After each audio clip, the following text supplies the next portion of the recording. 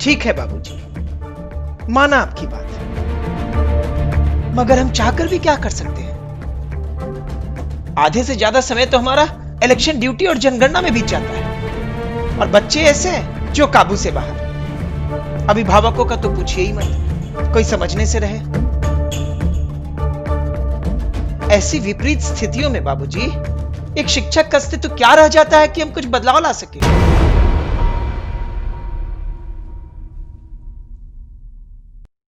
आचार्य चाणक्य ने तो कभी परिस्थिति की दुहाई नहीं दी।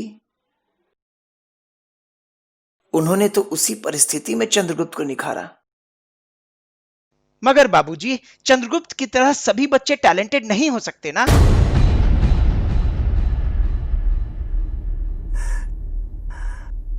सही कहा तुमने, सभी बच्चे तो टैलेंटेड नहीं होते। अगर सभी बच्चे डॉक्टर और इंजीनियर बन जाए तो 5 स्टार होटलों में खाना कौन पकाएगा? देश के लिए रणनीतियां कौन तैयार करेगा? दुश्मनों को जंग में मजा कौन चखाएगा?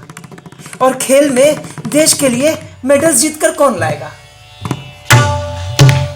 हर बच्चे में उसका टैलेंट छिपा होता है।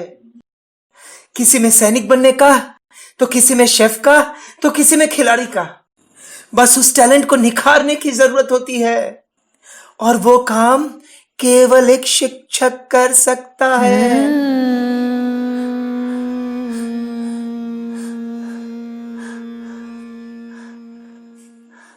करीब 17 साल पहले की बात है।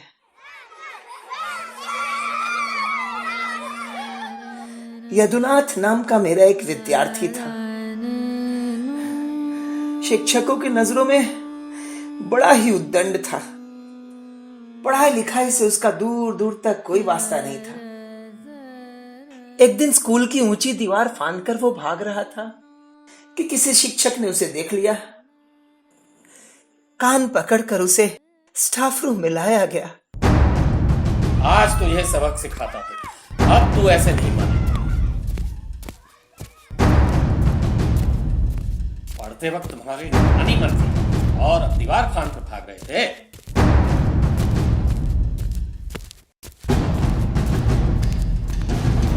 शैतान कहीं का दीवार फांद रहा था, वो भी ऊंची दीवार।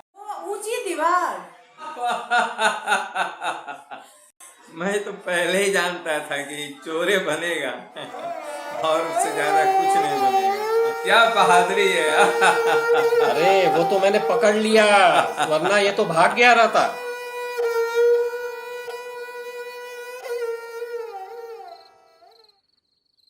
सभी शिक्षक कोस रहे थे। एक ने तो यह भी कह दिया कि चोर बनेगा। चोर बनेगा। मैंने उसे पास बुलाया। मैंने उसकी आंखों में देखा, एक अजीब तरह की जिद थी।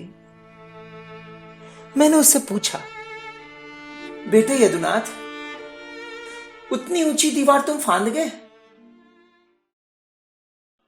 वह चुपचाप खड़ा रहा, जिद्दी सा, डरा सा, सहमा सा।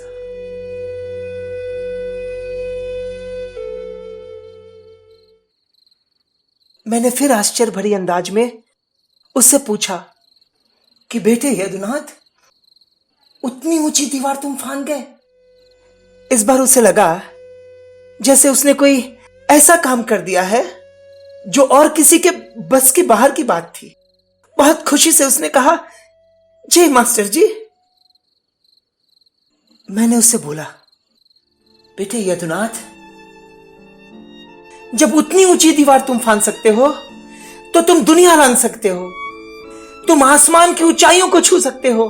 तुम भागो, दौड़ो, इतना कूदो, इतना फांदो कि पूरी दुनिया तुम्हें देखती रह जाए।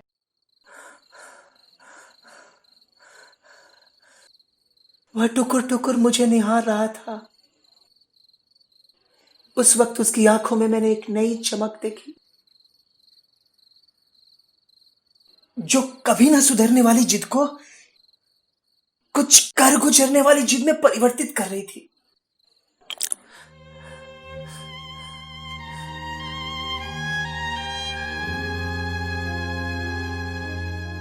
मैंने उससे कहा, यदुनाथ, अगले स्पोर्ट्स डे के दिन मैं गैलरी में बैठकर तुम्हारे लिए तालियां बजाना चाहता हूं।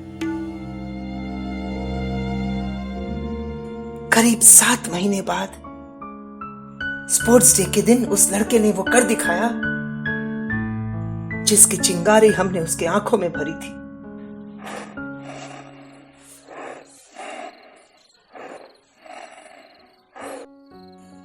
उस दिन यदुनाथ को बहुत सारे मेडल्स मिले।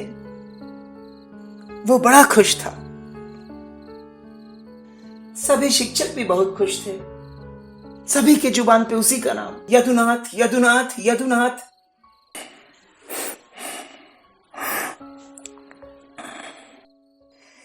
धीरे धीरे यदुनाथ की पढ़ाई में भी सुधार होने लगी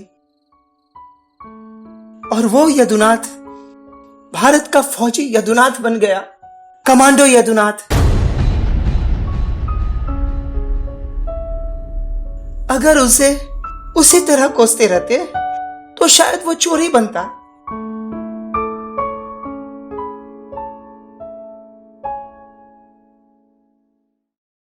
मुझे समझ में नहीं आता, पाताल खोदकर हीरा निकाल लेने वाला मनुष्य बच्चों में छिपे टैलेंट कैसे नहीं खोज पाता।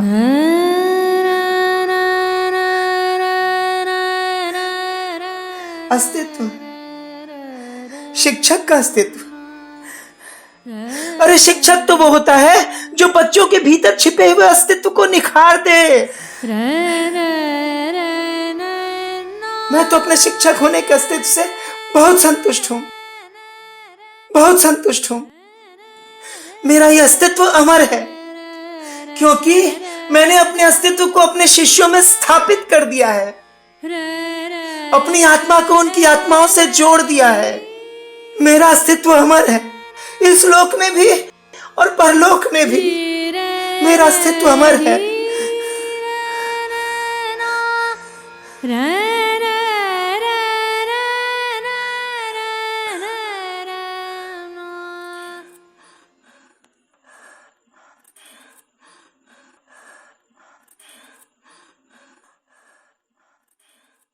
आप आराम कीजिए बाबूजी, मैं दूध लेकर आता हूं।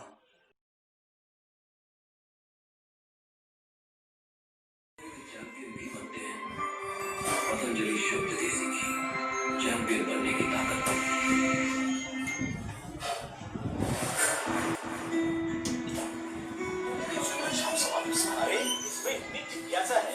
स्कूल क्यों नहीं भेजते? गरीब आदमी है साहब, कहाँ से पढ़ाएगा? इसे सरकारी स्कूल भेजो ना। अब तो शिक्षा है हर बच्चे का अधिकार। अब्बा, अब तो मेरा पढ़ना पक्का। हाँ पक्का।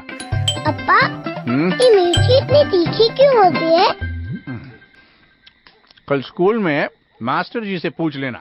शिक्षा है अब हर बच्चे का अधिकार, अब पढ़ना पक्का।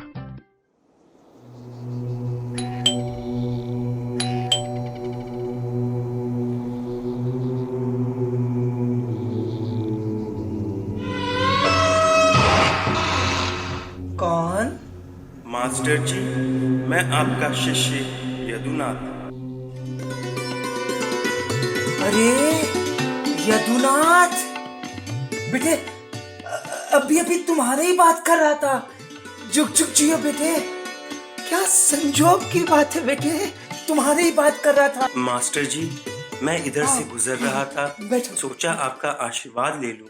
मैंने वो कर दिखाया मास्टर जी, जो स्कूल में आपने कहा था। बेटे, तुमने वो क्या ऐसा महान काम कर दिया जिसके आभास मात्र से मेरे रोम रोम प्रफुल्लित हो रहे हैं।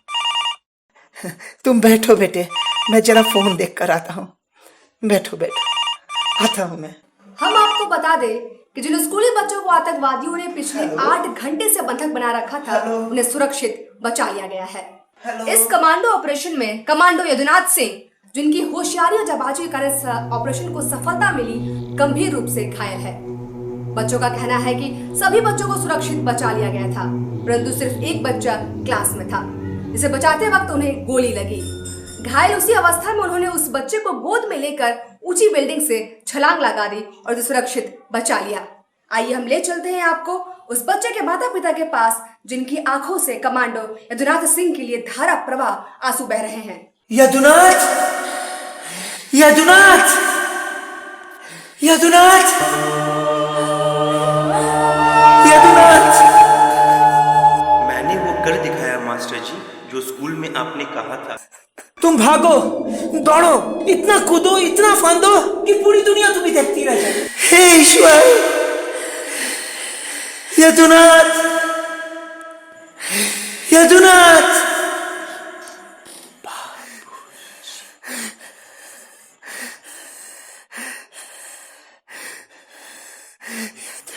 हॉस्पिटल से एक बहुत ही अच्छी खबर आ रही है।